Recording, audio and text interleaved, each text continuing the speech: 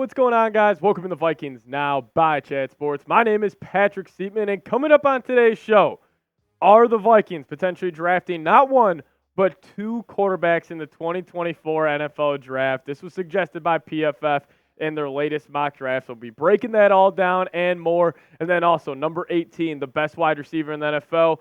Could he be holding out? He did not show up to voluntary workouts today, but I don't think it's that big of a deal. But before we dive into PFF's mock draft, if you guys are just excited for the 2024 NFL Draft and tired of the rumors, tired of the reports, just give me a SKOL down in the comment section. Flood the chat, make it look like US Bank Stadium on game day, because personally, I feel like a little kid falling asleep on Christmas Eve night after night after night, and I just can't wait for round one next Thursday of the NFL Draft. So if you guys are excited as well, give me a SKOL down below.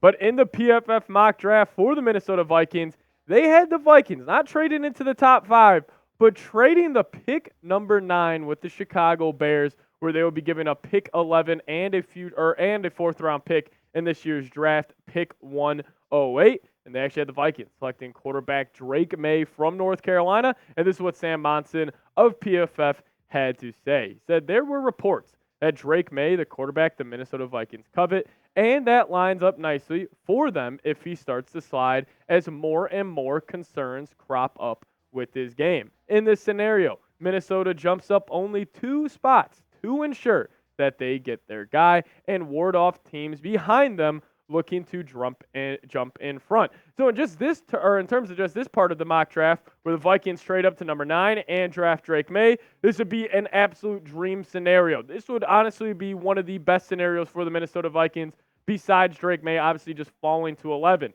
But if you could somehow keep pick 23 and all future draft capital and to move up 2 spots to draft Drake Maye, sign me up. I've been on this channel countless times saying I think Maye would be a perfect fit in the Minnesota Vikings offense, and if you could somehow get him at pick number 9, I would be absolutely thrilled. But that's not where they stop in PFF's mock draft. This is where it gets a little wild, so make sure you guys stay with me for this. So they have the Minnesota Vikings trading down in the draft, where they give up pick number 23, but they will receive pick 34 and also a third-round pick in this year's draft. And obviously New England would want to trade up and get that 23rd overall pick. Well, who do they have the Minnesota Vikings taking round 2, pick 34? It's the Washington quarterback, Michael Penix. So right now in PFF's mock draft, it has the Vikings traded up to 9 and getting Drake Maye, and then they also have the Vikings trading down the pick 34 and drafting Michael Penix. Could you imagine if this is the trade that goes down or if this is how draft day goes? But this is what Sam Monson had to say on kind of explaining his reasoning on the Vikings taking 2 quarterbacks in the top 34. He says GM Kwesi Adofo-Mensah has a finance background, which means diversifying and hedging. Minnesota shocks the NFL by selecting QBs in the first and second round. So a little bit on Michael Penix, and then I'll give you guys my thoughts on the Vikings taking 2 QBs. But overall, Michael Penix probably throws the best deep ball in the class. It's absolutely perfect. He puts a ton of zip and he puts a ton of touch on the ball at the same time, which is just special.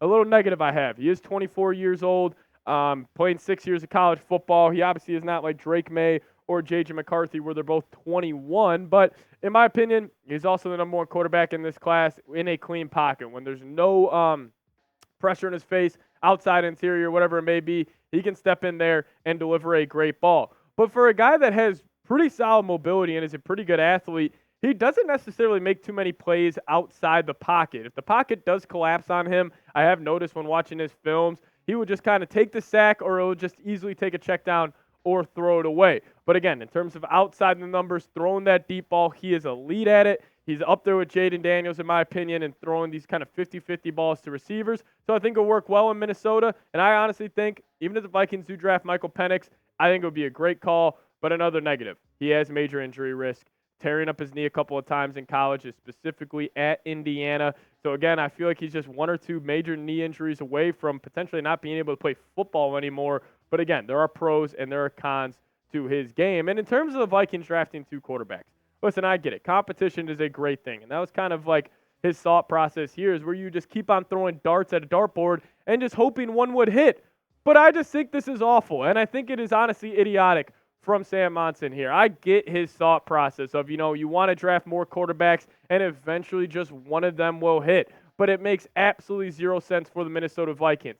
They did not acquire that other first-round pick from the Houston Texans to go and draft 2 quarterbacks. This makes no sense to me at all, and I think, honestly, Sam was just kind of putting this mock draft out there just to get clicks and just for the headline. But, hey, we're going to talk about it and break it down. But let's compare the 2 quarterbacks real quick. Stats from last season side by side for you guys. Is there just different styles of QB? I think Drake Maye is that typical Josh Allen, Justin Herbert type of quarterback, where I think, honestly, Michael Penix is, not, and I hate throwing out the Tua comparison just because they're both lefties, but, they are pretty similar in that aspect where they can get the ball out and on time and on target and an elite level. But, again, I do have my concerns with Penix that we already, went over on today's show. But my overall take with this, let's just say Drake Maye does fall in the draft, and he is there at pick number 9, and the Vikings can trade up and draft a North Carolina quarterback without giving up that other 23rd overall pick, which we have heard reports that the Vikings would love to do so and stick there at pick 23 and draft BPA. That's what I would do. Why would you trade back in the draft and then go draft another quarterback at 34? It makes no sense to me. And then also, what about this? What about Sam Darnold? What about Sammy D? So, according to Sam, or PFF Sam, in this mock draft, the Vikings will be rolling into next year with Sam Darnold, Michael Penix, Drake Maye, Jaren Hall, Nick Mullens, all at the quarterback position. That's just not happening. That's why I just do not understand this, and I don't get the thought process, because if you draft Drake Maye, then you're going to have a quarterback battle, Penix versus Maye, and just have it go back and forth, back and forth. That's just how you kill confidence in a quarterback. And listen, I think this has a 0% chance of happening, but hey, this is PFF's lead draft analyst, and he had the Vikings in his latest mock draft taking 2 quarterbacks. But let me know, what would your one-word reaction be if Minnesota did end up drafting 2 QBs? Sorry about that, guys. But what would your one-word reaction be? Let me know down in the comments section. Coming up next on today's show, does Justin Jefferson want out? The answer is no, but we're going to talk about it. But first, I do want to tell you guys about today's sponsor, and that is Prize Picks. If you guys download the Prize Picks app and use promo code CLNS when you're making your first deposit, we are going to match it up to $100. What is Prize Picks? It's daily fantasy sports made easy. And how do you play? You're going to choose more or less on 2 to 6 player stat projections. You guys can start seeing the cash roll in today. So this is a lineup I'm rolling with. We got some play-in tournament games for the NBA starting tonight.